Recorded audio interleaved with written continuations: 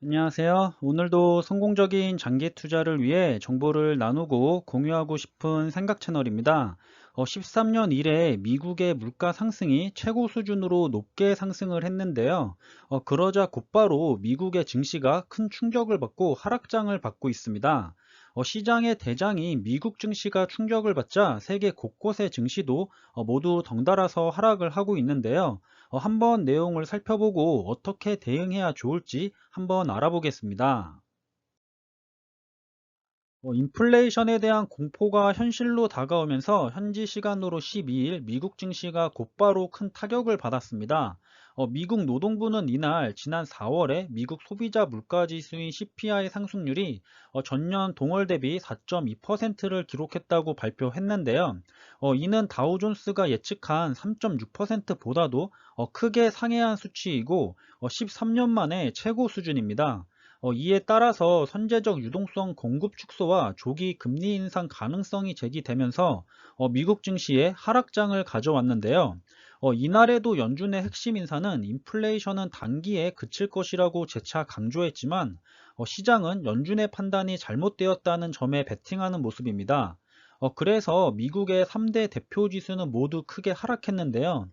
다우지수와 S&P 500 지수, 그리고 나스닥 100 지수 모두 약 2에서 2.5%가량 하락했습니다. 하지만 다우지수와 S&P 500 지수는 연초 하락장 이후에 빠르게 회복해서 다시 우상향해왔다가 이제 다시 하락장을 받은 거지만 나스닥은 연초에 가장 큰 폭으로 하락했을 뿐만 아니라 회복 속도도 느렸었고 몇 달 만에 겨우 전고점을 돌파하며 다시 올라가나 했는데 또다시 최근에 가장 큰 폭으로 하락장을 받으면서 힘을 못 쓰고 있는 상황입니다. 많은 분들이 4차 산업과 관련된 이 나스닥 시장에 많이 투자하고 계실 텐데요. 올해 2021년 상반기는 대체적으로 계속 안 좋은 모습으로 투자자분들의 마음을 불편하게 하고 있는 것 같습니다. 미국의 대표적인 기술주들인 판기업들 역시 연초부터 계속해서 롤러코스터를 타면서 주가의 변동성이 매우 심해 보이는데요. 어제만 해도 테슬라는 마이너스 4%가량 하락했고요. 애플도 2.49%, 알파벳도 3%, 대부분의 대표 기술주 기업들이 모두가 2에서 5%가량 하락을 해버렸습니다. 이와는 반대로 미국 국채 10년의 금리는 역시나 매우 큰 폭으로 다시 상승해 버렸는데요. 미국의 4월 소비자 물가가 큰 폭으로 상승하니까 덩달아서 금리도 2개월 만에 최대폭으로 상승한 거라고 하고 있습니다. 현재 연준에서는 이번 인플레이션의 상승은 일시적일 가능성이 높다고 말하고 있지만 그와는 별개로 투자자들의 투자 심리는 매우 불안에 떨고 있는 것 같은데요. 실제로 시장의 공포 지수라고 알려진 빅스 지수는 이날 26.33%나 급등하면서 27.59까지 올라갔는데요. 최근 들어서 계속해서 공포 지수가 크게 올라갔었습니다. 이 빅스 지수는 지난해 내내 20 정도 선을 유지하다가 지난달에 16 수준으로 떨어졌었는데요. 시장의 공포를 의미한다는 이 빅스 지수가 상승하면 증시는 약세를 보일 때가 많다는 점에서 현재 다시 크게 상승한 빅스 지수로 인해서 앞으로의 흐름에 대해서 시장은 크게 주목을 하고 있습니다. 현재 아시아는 유일하게 중국 증시만 빼고 모두 다 하락하고 있습니다. 특히나 대만 증시가 가장 크게 하락하고 있고요. 대만의 TSMC는 나스닥에 상장되어 있기는 하지만 역시 최근 고점 대비 마이너스 22%로 계속해서 힘든 시기를 보내고 있습니다. 우리나라의 코스피 역시 최근 들어 계속해서 외국인들이 대량으로 매도를 진행하고 있는 걸 볼 수가 있고요. 아쉽게도 외국인들이 이렇게 빠져나가면 우리나라의 주식시장에도 크게 영향을 받기 때문에 주가 흐름이 좋지 않게 흘러갑니다. 그래도 그나마 우리나라의 코스피는 큰 하락장을 받았다는 느낌보다는 일정한 박스권에서 횡보하고 있다는 느낌을 받고 있는데요. 우리나라 증시는 분명 미국 증시와 외국인에게 영향을 많이 받기 때문에 이 좋지 않은 흐름이 조금은 더 오래 지속되지 않을까 싶습니다. 한 가지 더 아쉬운 점은 오늘 장중이기는 하지만 삼성전자의 보통주가 8만 원 선을 깨트리고 더 하락했다는 점인데요.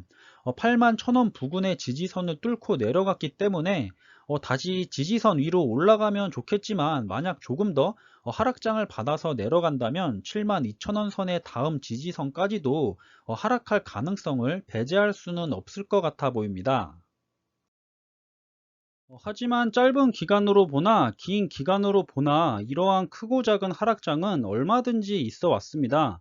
이렇게 상승과 하락을 반복하면서도 꾸준하게 우상향해왔기 때문에 이런 주식시장의 흐름을 이해하면서 장기 투자로 가려는 것이고요.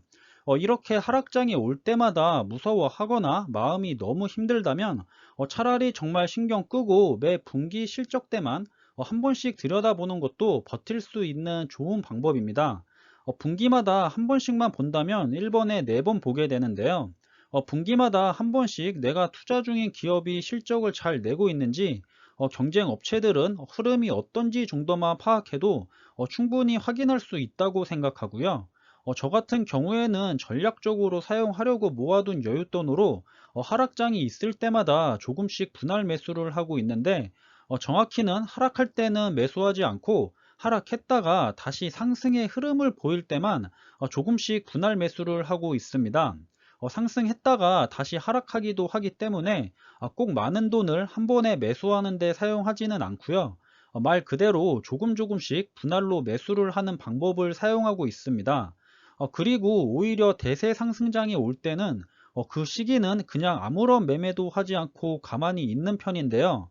저 같은 경우는 오히려 이런 큰 상승장이 왔을 때가 하락장이 왔을 때보다 더 무섭다는 기분이 들었었는데, 반대로 주변에 많은 분들은 이런 상승장이 오면 뒤늦게 뛰어들면서 조금이라도 단기적인 수익을 챙기려는 모습을 보이거나, 아니면 너무 비싼 것 같다고 간 보면서 조금씩 하락하면 사야지 하다가 시기를 놓치는 모습을 많이 봤었는데, 보통 이렇게 상승장이 왔을 때 간 보다가 늦게 들어오면 고점에서 물리기가 좋습니다.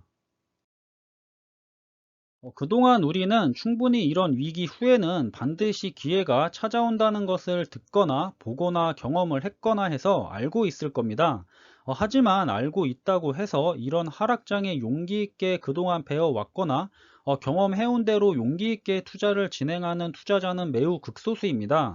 항상 개인들은 이런 하락장에서 손해를 많이 봐왔었고요. 위기 후에 기회가 온다는 것을 알면서도 공포에 빠지거나 불안한 마음에 항상 같은 실수를 반복하기 일쑤입니다. 이러한 실수를 반복적으로 하지 않도록 본인 스스로가 많은 노력을 해야 할 거라고 생각하고요. 이건 아무리 옆에서 설명을 하고 이해를 시켜줘도 본인 스스로가 그런 공포와 불안한 마음을 이겨내지 못한다면 의미가 없습니다. 우리 스스로는 분명 장기 투자하겠다고 마음먹고 투자를 시작했는데 실제로 장기 투자에 성공하지 못하는 대부분의 이유가 바로 여기에 있고요. 이런 변동성에 마음이 흔들려서 좋지 못한 투자 습관을 들인다면 차라리 애초에 주식시장에서 떠나는 것이 본인 스스로를 위해서 좋을 겁니다. 전설적인 투자가 피터 린치는 다음과 같이 말했는데요. 사람들은 자기가 장기 투자자라고 생각을 하지만 시장이 조금만 오르거나 폭락하면 그 시점에 모두가 단기 투자자로 돌변해서 커다란 손실을 얻거나 겨우 푼돈만 건진다고 말했습니다. 아는 것과 행하는 것은 분명 다르다는 것을 잃지 마시기 바랍니다. 이번 폭락장 역시 단기간으로 끝이 날지 아니면 오래도록 힘든 시기를 이어갈지는 어느 누구도 알 수가 없습니다. 그래서 항상 신중하고 차분하게 흐름을 지켜보라는 거고요. 언제가 최저점이 될지도 모르고 반등해서 상승하는 시점이 언제일지도 모르는 만큼 한 번에 목돈으로 매수나 매도를 하지 마시고요.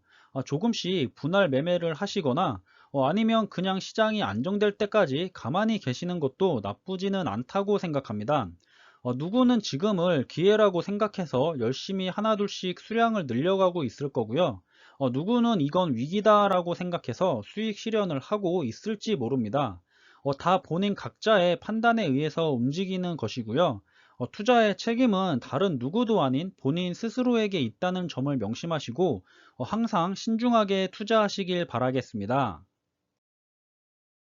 이번 영상은 여기서 마무리하겠습니다. 여러분들과 함께 투자하는 데 많은 도움이 되는 영상이 되길 바라고요. 지금까지 시청해 주셔서 감사드리고 저는 다음에 더 좋은 정보들로 찾아뵙겠습니다. 감사합니다.